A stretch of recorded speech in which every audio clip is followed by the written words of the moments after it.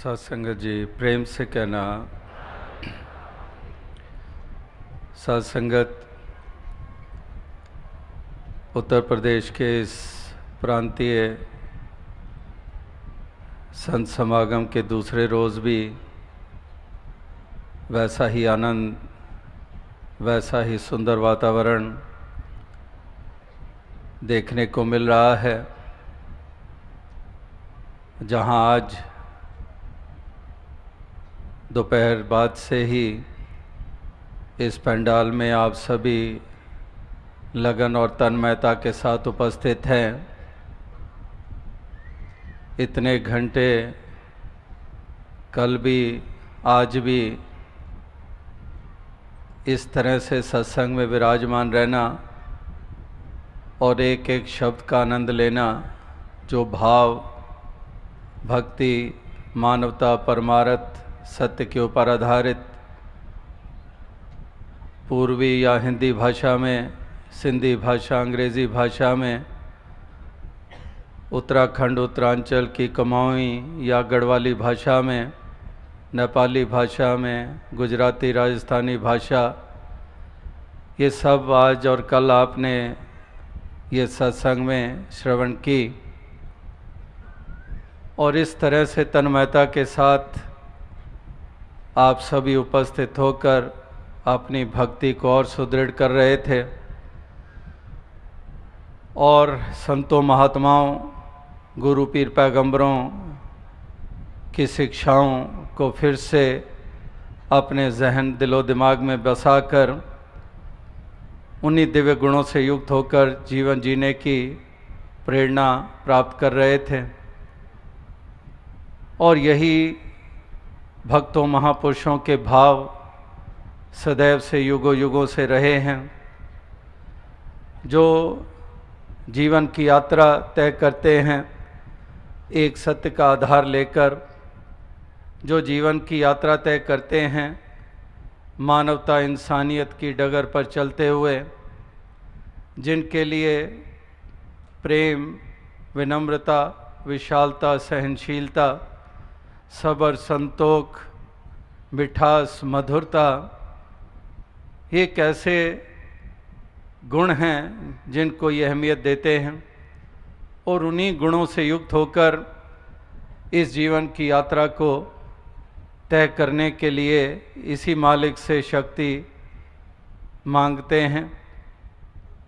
तो इसी प्रकार से आज भी ऐसी ही भावनाओं से युक्त भक्तजनों ने अपने भाव रखे और बाकी सब ने उनको श्रवण किया। कहने वाले भी आनंद ले रहे थे और श्रवण करने वाले भी आनंद ले रहे थे। कहने और सुनने वाले इसलिए आनंद ले रहे थे क्योंकि दोनों ने एक ही आधार लिया है, दोनों के भाव एक सरीका हैं।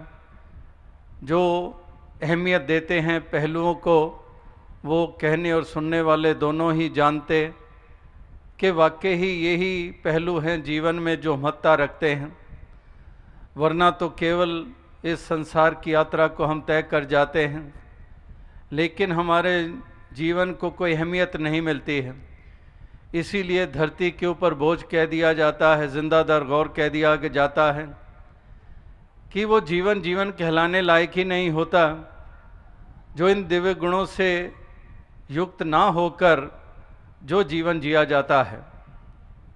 एक प्रेम नहीं है हृदय में, जैसे अंग्रेजी में अब वो कहावत दास अक्सर कहता है, if you cease to love you cease to live, loving is living. The true meaning of life is living life which is full of love, compassion, compassion for one and all.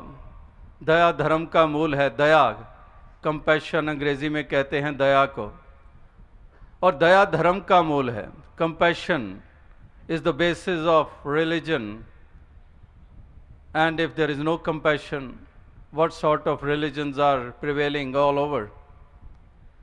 तो इस प्रकार से ये एक ऐसे दिव्य गुण हैं जिनको भक्त, महापुरुष, संतजन अहमियत देते हैं और उन्हीं गुणों को अपनाकर इस जीवन के सफ़र को तय करते आए हैं और आज कर रहे हैं। लेकिन वो भी लाखों करोड़ों लोग इस धरती पे बसते हैं जो इन पहलुओं को जीवन में कोई स्थान नहीं देते हैं। ना दया, ना करुणा, ना प्रेम, ना स्नेह, ना विशालता, ना सहनशीलता, एक संकुचित सा भाव, एक दीवारों में बंधे हुए, एक ऐसी दीवारें खड़ी की हुई जो all the walls, all the barriers are man made barriers। परमात्मा की तरफ से नहीं, परमात्मा ने कोई दीवार नहीं बनाई। ठीक है, परमात्मा ने ये रचना अनेकता के रूप में की है ज़रूर, मालिक ने ये सारी जो रचना की है वो डाइवर्सिटी के रूप में की है अवश्य, लेकिन इसका मतलब हरगिज़ नहीं कि परमात्मा ने ये डाइवर्स सब कुछ बनाया तो परमात्मा चाहता है कि दीवारें खड़ी हों इस डाइवर्सिटी को लेके, इस अनेकता को लेके जगह जगह पर कदम कदम पर दीवारें खड़ी हों। तो मालिक ने इसलिए डाइवर्स ये सारी रचना की है। अगर चाहता तो यूनिफॉर्म ये रचना कर सकता था, अगर मालिक चाहता कि हम इस कदर दीवारों के बगैर रहें। ऐसी छोटी सोच रखने वाले भी भरे पड़े हैं इस संसार में, जो इस अनेकता की कदर करने की बजाय, अनेकता जो खूबसूरती के रूप में है, जो मालिक ने ऐसी ऐसी रचनाएं की हैं जो कि इतनी विभिन्न हैं। ये इंसानों का ही अगर वजूद ले लें कि शक्ल दूसरे से मिलती नहीं है, कई दफ़ा रिजेंबलेंस हो जाती है, कहते हैं कि मिलती है शक्ल, सामने से मिल जाती है, लेकिन थोड़ा सा दाएं बाएं होकर देखते हैं, कहते हैं नहीं, नाक की एक बनावट में थोड़ा सा अंतर है। तो इस तरह से किसी की आवाज़ नहीं मिलेगी, शक्ल मिल रही है। तो कितनी डाइवर्स एक इंसान के वजूद को ही देख लें, और इसके हाथों के निशान। इसीलिए कोई भी क्राइम होती है तो पुलिस डिपार्टमेंट जो इन्वेस्टिगेशन करते हैं, इन्वेस्टिगेटिंग एजेंसीज, वो इस कदर ढूंढ रहे होते हैं कि उंगलियों के निशान मिलें। एक का निशान दूसरे के साथ मिल नहीं रहा है। अगर यहीं से देख लें, ताज्जुब होता है कि परमात्मा ने कितनी डाइवर्सिटी रखी हुई है। शक्ल सूरत नहीं मिलती है, चाल नहीं मिलती है, उंगलियों के निशान नहीं मिलते हैं, और यहाँ तक कि शरीर की गंध तक नहीं मिलती है। कोई भी क्राइम होती है तो कहते हैं कि स्निफर डॉग्स उनको हरकत में ले आए हैं कि ये कुत्ता सूंघ कर ही उस दिशा की तरफ बढ़ निकलता है जिस तरफ वो क्राइम करने वाला गया है। तो कितनी डाइवर्सिटी है। ये तो केवल इंसानों की बात हो रही है। 84 लाख योनियां, कितने कितने एक जल में जन्म लेती हैं योनियां, उसी जल में जीती हैं, वही मर खप जाती हैं। कितने प्रकार के जीव जंत, ये मालिक की रचना। और फिर अगर आते हैं धरती की तरफ, धरती भी एक जैसी नहीं बनाई। बनाने को हर जगह पहाड़ी पहाड़ बना देता, लेकिन कुछ पहाड़ बना डाले, कहीं पर समुद्र बना डाले, कहीं पर रेगिस्तानी इलाके बना डाले। तो कितनी भिन्नताएं हैं।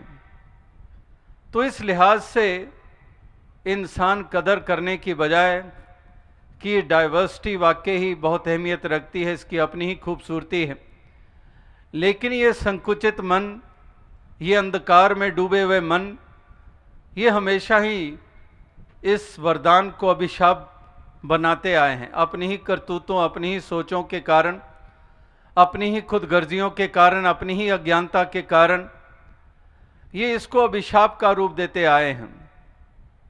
एक ग्रेस और ब्लेसिंग्स को कर्स के रूप में उसको ये रूप दे देते हैं। तो यही इंसान की फितरतें ये अरसे से चलती चली आ रही हैं। और फिर अगर हम आते हैं इसी डाइवर्सिटी को देखते हैं तो कितने प्रकार के पहरावे हैं, कितनी प्रकार की भाषाएं हैं। तो कितनी भाषाओं का अंतर, कितने पहरावे भिन्न भिन्न, कितनी भाषाएं भिन्न भिन्न। तो इसी तरह से हम दुनिया संसार की तरफ देखते हैं, वहाँ पर भी कहीं स्पेनिश, कहीं लैटिन, कहीं पर फ्रेंच, कहीं डॉइच, जर्मन, इसी तरह से कितनी कितनी भाषाएं तमाम मुल्कों में हमें सुनने को मिलती हैं। और इसी तरह से अगर हिंदुस्तान के ऊपर केंद्रित हो जाएं, तो यहाँ पर भी 20 कोस के बाद कहते हैं कि भाषा बदल जाती है, एक पुट बदल जाता है, एक मेन लैंग्वेजेस और आगे कितने डायलेक्ट्स। इसी हिंदुस्तान में कितनी भिन्नताएं हैं भाषाओं को लेकर। तो वाकई ही जो बात कहने का भाव है कि भिन्नताएं तो अनेकों हैं, कितने प्रकार की हैं, लेकिन ज़रूरत है एक बीच में धागे की जो भिन्न भिन्न फूलों को पिरो डाले। जो एकता की हम बात करते हैं, अनेकता में एकता, unity in diversity. Uniformity is not possible at all. और लोग ये सोचकर, धर्म वाले, मज़हब वाले, कहीं तलवारों का जोर लगाकर, कहीं फिर फोटो का सहारा लेकर, कहीं डराकर धमकाकर, जुल्म और सितम करके यही रास्ता अख्तियार करते आए हैं कि यूनिफॉर्मिटी लानी है। जैसा पहरावा हम पहनते हैं ये भी पहने, नहीं तो मौत की घाट। जिस तरफ रुक कर हम इबादत करते हैं ये भी उसी तरफ रुक कर लें। जिस दिन को हम पावन मानते हैं ये भी उसी दिन को पावन माने। जिस पैगंबर को, जिस गुरु को, पीर को हम मानते हैं ये भी उसी को माने, इत्यादि। इस प्रकार से जो भोजन हम करते हैं बाकी भी वही भोजन स्वीकार करें। तो ऐसे इंसान यूनिफॉर्मिटी लाने की कोशिशें करते आए हैं। वही बात के जो कि एक खूबसूरती थी अनेकता के रूप में, उसको अभिशाप बना डाला अपनी संकीर्णताओं और अपनी अज्ञानता के कारण, अपनी खुदगर्जियों के कारण। नहीं समझे गुरु पीर पैगंबरों के संदेशों को, नहीं समझे कि स्क्रिप्चर्स और धर्म ग्रंथों के पैगाम क्या हैं। अपने ही मायने दे डाले, क्योंकि पीछे कारण अज्ञानता और अपनी खुदगर्जियां हैं। अपनी ही उसको इंटरप्रिटेशन देकर इंसान और इंसान के दरमियान दीवारें खड़ी कर दी। तो इस तरह से एक नज़र, ऐसे नज़रिए ये इंसानों के ये लगातार कहर ढा रहे हैं। इस कदर कभी भी उन्होंने वो पॉजिटिव अप्रोच कभी बनाई नहीं है, कभी वो सकारात्मक रवैया अख्तियार नहीं किया है। हमेशा ही नकारात्मक रवैये इनके कदम कदम पर रहे हैं। कल भी दास ने इसी आगरा नगर के मशहूर ताजमहल, जो कि विश्व भर में मशहूर है, आज भी जिक्र हुआ, जो प्रेम का प्रतीक माना जाता है, जो इतिहास, जो उसका कारण इस ताजमहल के वजूद में आने का बताया जाता है। और वो शायर की बात भी दास ने दोहराई जो बचपन से हम सुनते आ रहे हैं कि सारी दुनिया को मोहब्बत की निशानी दी है। उस शहंशाह का जिक्र हुआ कि बना के हसीन ताजमहल सारी दुनिया को मोहब्बत की निशानी दी है।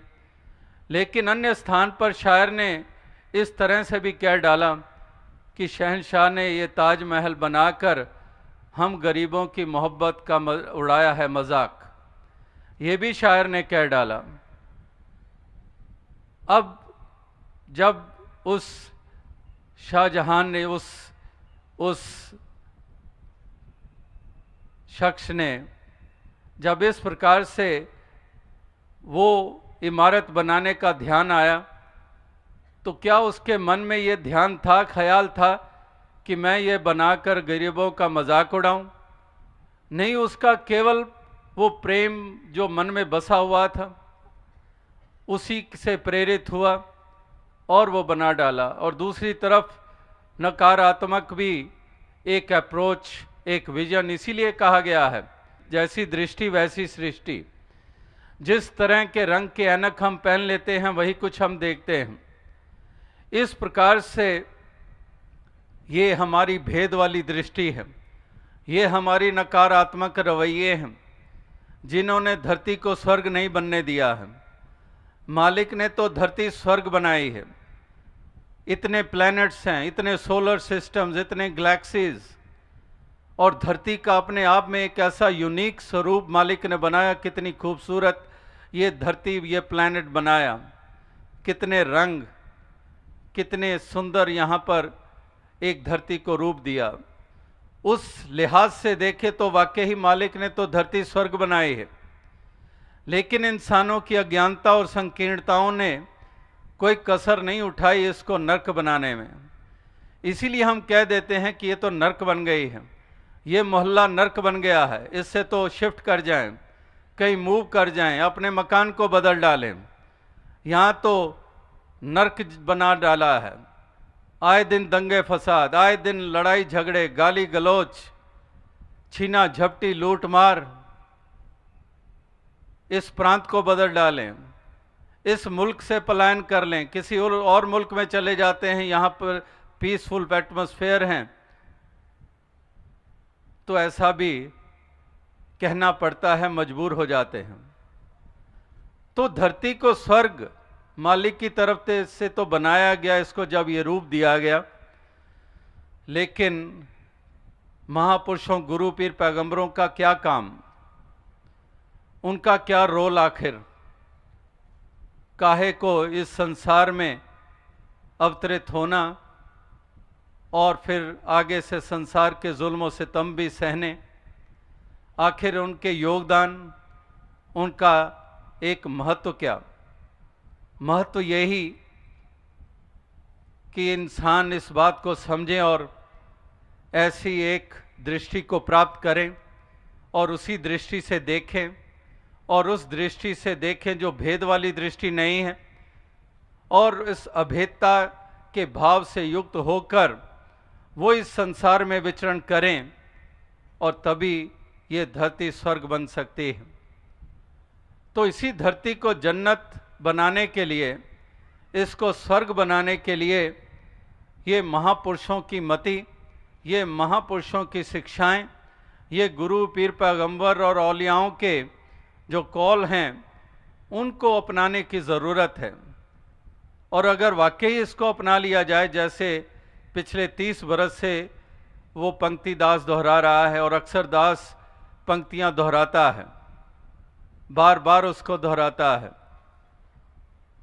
और वो एक साधारण सी पंक्ति कि हम महापुरुषों को तो मानते हैं लेकिन महापुरुषों की नहीं मानते। हम हज़रत मोहम्मद साहब को मानते हैं, की नहीं मानते। हम राम जी को मानते हैं, राम जी की नहीं मानते। हम श्री गुरु नानक देव जी को मानते हैं, उनकी नहीं मानते। को और की में केवल मात्रा का अंतर नहीं है, ज़मीन आसमान का अंतर है। को मानना हर कोई मान रहा है, श्रद्धा, आस्था, उनके जन्मदिन, उनके जन्म स्थल, कहीं पर कुछ देर रुके, वहाँ पूजा स्थल बना डाले, वहाँ बंदगी इबादत कर डाली। महापुरुषों को मानने में तो कोई कसर नहीं, लेकिन गिनने बैठ जाएं कि महापुरुषों की कितने मानने हैं, बहुत मुश्किल हो जाता है, बहुत कम गिनती। को मानने वालों की भरमार, की मानने वाले चंद, और वो चंद ही हैं जो धरती के लिए वरदान, जो गुरु पीर पैगंबरों को मानने के साथ उनकी भी मान रहे हैं। अगर हजरत ईसा मसीह जी को मान रहे हैं तो की कितने मान रहे हैं, उनकी कितनी मान रहे हैं?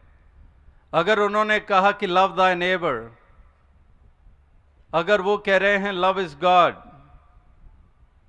अगर ये कहा गया है कि I did not know how to worship till I knew how to love, प्यार की बात, मोहब्बत की बात, खलूस की बात, ये सब पैगंबरों ने यही तो पाठ पढ़ाया। 2.5 अक्षर प्रेम के पढ़े सो पंडित होए। किस पैगंबर ने नफरत का पाठ पढ़ाया? किसने पढ़ाया? किसी ने भी नहीं। तो अगर ये पाठ पढ़ लिया गया तो सोचे तो सही कि ये पैगंबर जिसके प्रति श्रद्धा रखता हूँ उनका पाठ तो है नहीं, और अगर मैं ये पाठ पढ़ गया हूँ तो ये आखिर पढ़ाया किसने है? ये सज्जन तो हो नहीं सकता जिसने मुझे नफरत का पाठ पढ़ा डाला। ये धर्मी तो हो नहीं सकता, ये तो मेरा मित्र हो नहीं सकता, ये मेरा हितैषी हो नहीं सकता। इसने तो वो पाठ पढ़ा डाला जो जिसके प्रति श्रद्धा रखता हूं, उस पैगंबर का पाठ वो तो है नहीं है। तो इतना सा भी अगर हम सोचने को तैयार नहीं तो हमारी अकल आखिर चली कहां गई है? इतना सा भी हम सोचने को तैयार नहीं और भागते चले जा रहे हैं, मातम फैलाते चले जा रहे हैं, कहर ढाते चले जा रहे हैं, लड़ते मरते मराते चले जा रहे हैं, नारे बुलंद किए और कितनों को मासूमों को मौत की घाट उतार डाला। 2 महीने का बच्चा माँ गोद में उठाई है, कोई दर्द नहीं, दोनों को जला डाला, भून डाला। क्या यही पैगंबरों का पढ़ाया पाठ? वहाँ तो 2.5 अक्षर प्रेम के पढ़े सो पंडित होए, कि पोथी पढ़ पढ़ जग मुआ पंडित भया ना कोय। पोथियाँ पढ़ पढ़ कर हमने सोच लिया कि हम पंडित हो गए, हम मौलवी हो गए, हम बंदगी इबादत वाले हो गए, हम ऊंचे जाति वाले कुल वाले हो गए। ऊंचे कुल का जन्मया करनी ऊंच ना होए। ये ऊंचाइयाँ काहे की हैं?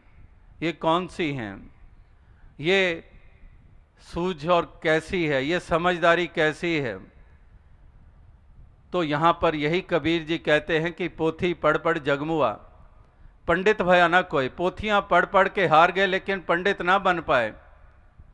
लेकिन पंडित वो बन गया जिसने 2.5 अक्षर प्रेम के पढ़ लिए। उसने पोथियाँ नहीं पढ़ी। उससे पूछ लो, रामचरितमानस पढ़ा है? नहीं पढ़ा है। कुरान पढ़ी है? नहीं पढ़ा है। बाइबल पढ़ी है? नहीं पढ़ी है। गुरबाणी पढ़ी है? नहीं पढ़ी है। कुछ भी नहीं पढ़ा है, लेकिन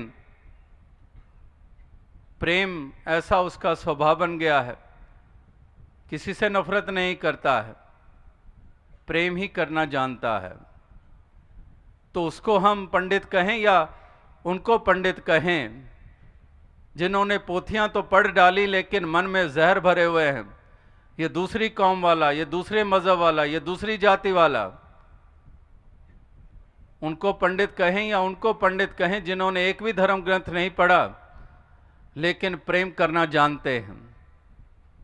और यही तो समझने की बात है। यही तो कुछ परिभाषाएं हैं धर्म की और मजहब की। यही तो परिभाषाएं हैं कुछ जीवन की। इन परिभाषाओं के ऊपर अगर खरे नहीं उतरे तो वही कसौटी जैसे सोने को परख देती है। अगर कसौटी, अगर सोना नहीं है तो वो भी कसौटी ने बता देना है। कसौटी ने अगर ये बताना है कि ये सोना है तो कसौटी ने ये भी बता देना है कि ये सोना नहीं है।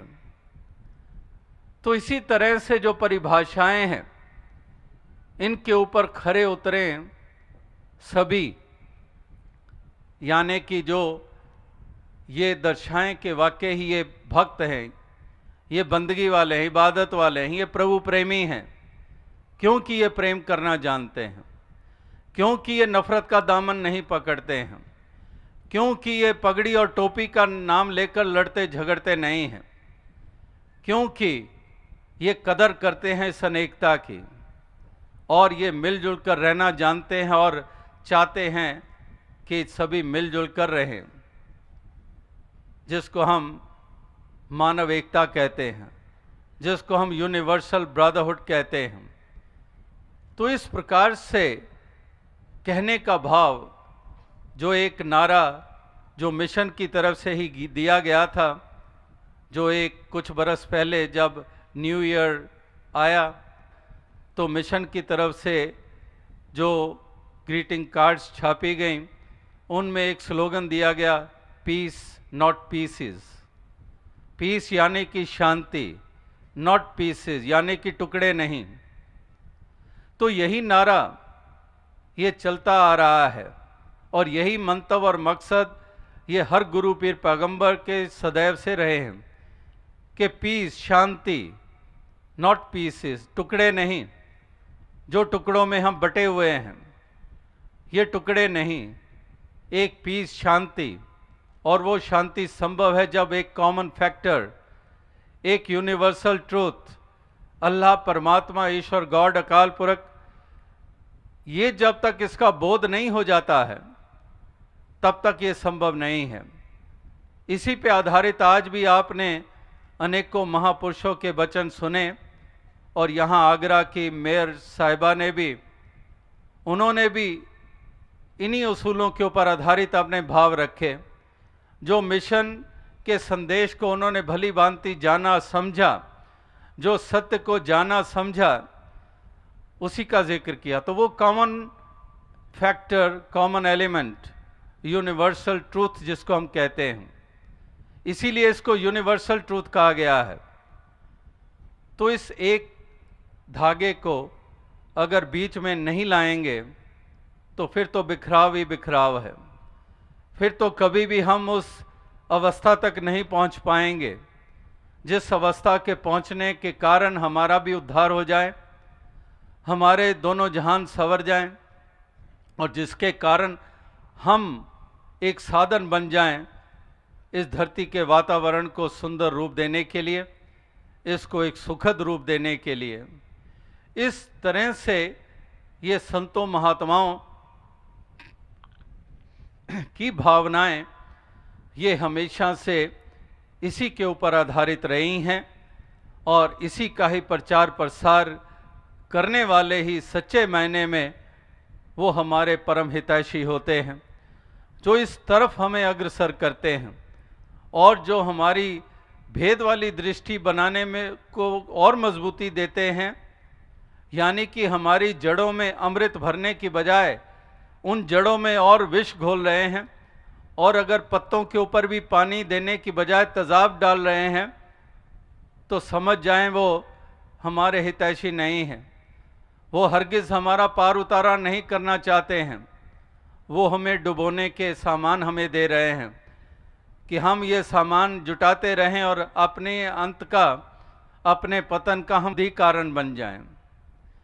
तो इस तरह की नासमझियाँ ये इंसानों से हो रही हैं और इसीलिए महापुरुष कहते हैं कि ब्रह्म ज्ञानियों का संग कर लें, ऐसी संगति कर लें ताकि वाकई हमारा उद्धार हो जाए, हमें वो दृष्टि मिल जाए, एक रोशनी आ जाए हमारे जीवन में, एक समझ ऊंची हमें हासिल हो जाए, तो तब हमारा कल्याण हो जाएगा और लोक और परलोक ये दोनों ही संवर जाएंगे हमारे। तो वरना तो जिनके हाथों हम लग गए वो तो जो हमारा हश्र कर रहे हैं वो तो कर ही रहे हैं। प्यार का पाठ पढ़ाने के बजाय नफ़रत की भाषा हमें सिखा रहे हैं, नफ़रत ही हमें दे रहे हैं। और उनसे हम क्या समझते हैं कि बचाव होंगे, या ये धरती स्वर्ग बन जाएगी, या ये मुल्क मजबूत हो जाएगा, ऊंचाइयों को छू जाएगा।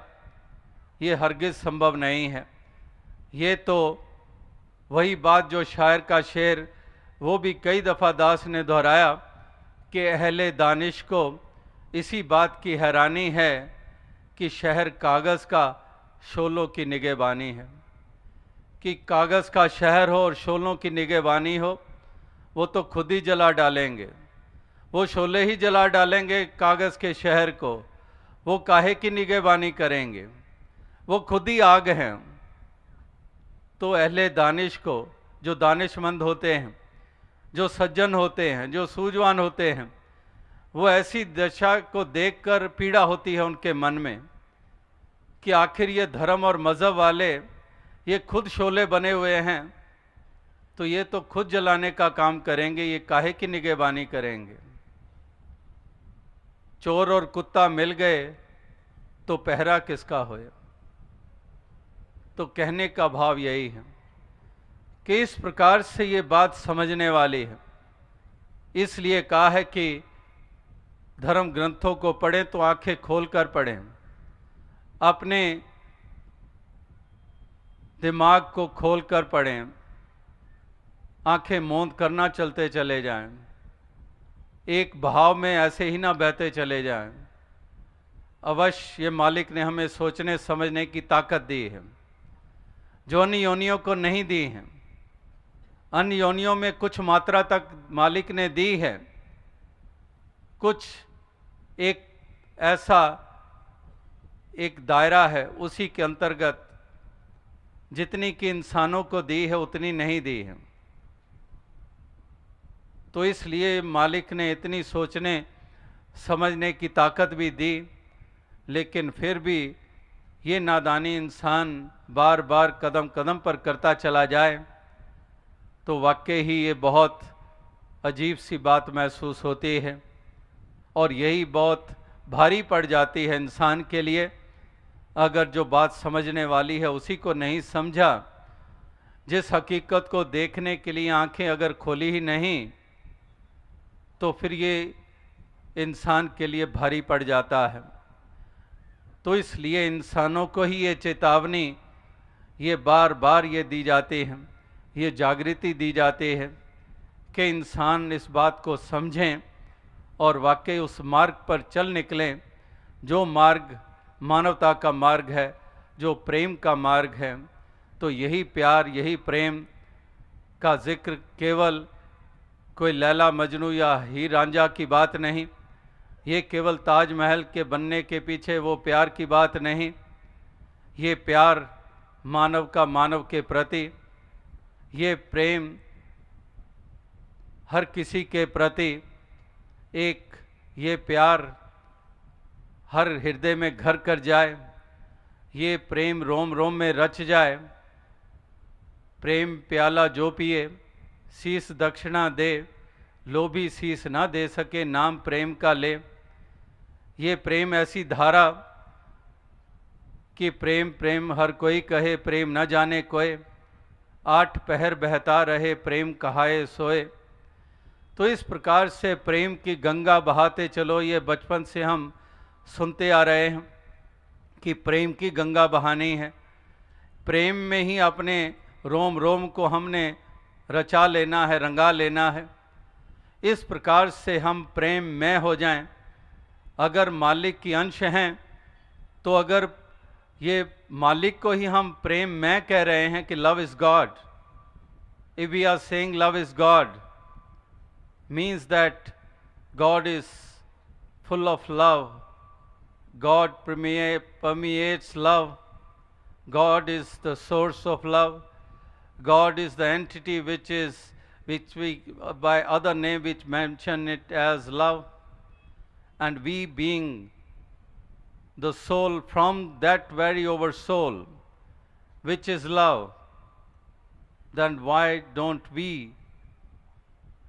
make our entity as such that is love? Why don't we be recognized as love? तो इस प्रकार से अगर परमात्मा प्रेम का स्वरूप है तो उसकी अंश क्यों ना प्रेम का स्वरूप बने। तो यही तो गुरु पीर पैगंबरों की देन के इंसानों के आगे से वो पर्दा हटाया ज्ञानता का, वो जो आवरण था वो हटाया, और ऊपर ऊपर से जो फजूल का था उसको एक तरफ कर दिया और उसको अपने असली वजूद में ला खड़ा कर दिया, जो कि वाकई ही प्रभु के अंश के रूप में, जो केवल डिवाइन, जैसे अंग्रेजी में वो पंक्तिदास अक्सर कहता है कि we are not human beings having divine experience, but rather we are divine beings having human experience। कि हम ये नहीं है कि हम एक इंसान हैं, जो वो कुछ लोग ऐसे जो डिवाइन एक्सपीरियंस ले रहे हैं, rather we are basically divine beings, क्योंकि ये डिविनिटी, ये परमात्मा, ये ओवर सोल की अंश है, हम इसकी अंश हैं, जो डिवाइन है, इसकी अंश हम भी डिवाइन हैं। लेकिन ये ऊपर अज्ञानता का जो पर्दा है, ये जो आवरण है, इसने ही अंधकार कर दिया। जैसे दास वो मिसाल अक्सर देता है, ये अगर बाहर वैर वास्ते हमें देखने को मिलते हैं, ये शैतानी चालें हमें देखने को मिलती हैं, ये तो इस तरह से हैं जैसे एक कोई बल्ब हो, उसमें लाइट हो, उसमें पावर पहुंच रही हो, लेकिन उसी बल्ब के ऊपर हम काले रंग का कपड़ा लपेट दें। अब काले रंग का कपड़ा लपेट दिया तो बाहर क्या? अंधकार ही अंधकार। इसी मिसाल को, साधारण सी मिसाल है, इसी उदाहरण को ले लें कि वाकई हम अंश आत्मा के रूप में परमात्मा की अंश हैं, which is divine, and we part of being this divine over soul, we the souls are also divine. But this ignorance, the cloth, the black cloth of ignorance, of selfishness, that is wrapped all around. Although we are being divine, but that divinity is not being reflected by our actions, by our behaviors. So that's what has to be done. इस आवरण को हटाने की ज़रूरत है, इस पर्दे को हटाने की ज़रूरत है, और वो जो मूल रूप में जो हमारी जो अस्तित्व है असली, उसको सामने लाने की ज़रूरत है। और जिन संतों महात्माओं का हम जिक्र करते हैं, वो वही हैं जो अपने असली रूप में स्थित हो गए थे। वो चाहे कबीर जी, चाहे बुल्ले शाह जी, चाहे वो शबरी, चाहे वो हनुमान जी, चाहे वो कोई भी ऐसे रूप हों, वो वही हैं जो अपने असली रूप में स्थित हो गए थे। वही हैं जिन्होंने इस प्रकार से महक की महक चारों तरफ बिखेरी, और आज तक वो महक कायम है।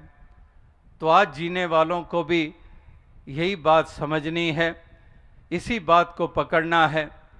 ये तमाम प्रकार की हील हुज्जतों को एक तरफ करना है, ये तमाम प्रकार की दलीलों को एक तरफ करना है। कल भी दास ने जिक्र किया कि कितने कितने हील हुज्जत करने वाले वो करते आए हैं। गौतम बुद्धा जी के सामने हील हुज्जत करने वाले, तमाम पैगंबरों के सामने हील हुज्जत करने वाले ये रहे हैं, और उसी हील हुज्जत और उसी अहम के कारण उनके हिस्से में क्या आया है? फरिश्ते तक भी ये भूल कर बैठे।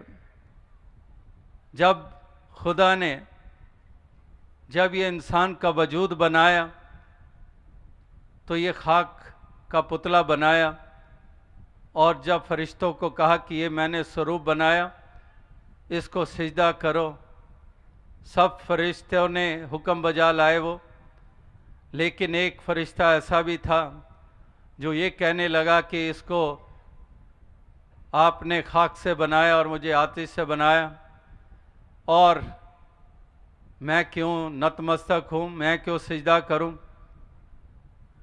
तो वो भी भूल कर बैठा, और उसका नतीजा कि गया इबलीस मारा।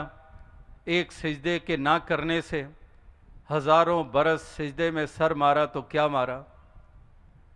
हज़ारों बरस अगर फरिश्ता खुदा के आगे नतमस्तक होता रहा, लेकिन खुदा ने जिसके आगे नतमस्तक होने के लिए कहा, उसके आगे नतमस्तक ना हुआ, तो वो हज़ारों बरस बेकार चले गए। तो ये हील हुज्जतें ये पैगंबरों के साथ, और यहाँ फरिश्ते खुदा के साथ भी कर सकते हैं। ये कितनी बड़ी भूल है।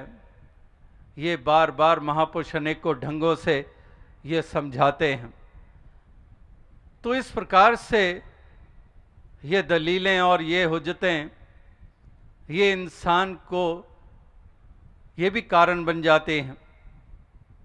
इंसान पिछड़ जाता है, इंसान रह जाता है। तो कोई ना रह जाए, सबका पार उतारा हो जाए, यही महापुरुष संतजन ये सदैव से ये जतन करते आए हैं, ये प्रयास करते आए हैं ताकि हर इंसान इस बात को समझ जाए और ये उभर जाए उस अवस्था से जो अवस्था एक डुबोने का कारण बनती है। ये उस अवस्था में आ जाए जो कि एक पार उतरने की वाली अवस्था है, जो यहाँ पर भी बड़ाई मिले और दरगाह में भी मोक्ष द्वार प्राप्त हो जाए। तो ये एक संतों महात्माओं के एक मंतव्य रहे हैं, ये मकसद रहे हैं। और ये उत्तर प्रदेश का प्रांतीय संत समागम जो कि यहाँ आगरा में जिसका आयोजन हुआ है, जो कि उत्तर प्रदेश और उत्तराखंड का एक मिला जुला रूप, जैसे कि अभी 2 दिनों के बाद समस्तीपुर में जो समागम वो भी बिहार और झारखंड का मिला जुला रूप, तो इसी तरह से ये भी इसी मकसद के साथ ये समागम का आयोजन इस आगरा नगर में हुआ है। और इस समागम का सुंदर रूप बना जिसमें अनेकों प्रकार की सहयोग मिले, जो प्रशासन का भी जिक्र हुआ और भी शहर के अनेकों सज्जनों ने जो शुद्ध भावनाओं के साथ युक्त होकर योगदान दिए। और इसी प्रकार से आप सभी भी लाखों की संख्या में यहाँ पर उपस्थित हुए और एक सुंदर रूप स्थान को दिया। वो सुंदर रूप कोई केवल ये शामियाना और जो लाइटों की लड़ियों के कारण नहीं कहा जा रहा, ये सुंदर रूप जो कहा जा रहा है वो है भावनाओं का सुंदर रूप, वो है प्रेम के कारण, जो श्रद्धा और भक्ति के कारण, यही तो असली सुंदरता है। तो इस सुंदरता को आगे और फैलाव देने के लिए यही प्रार्थना कि सबको दातार तौफीक दे, सबको शक्ति बख्शे, सामर्थ्य दे, ताकि यही सुंदरता धरती के हर कोने में स्थापित होती जाए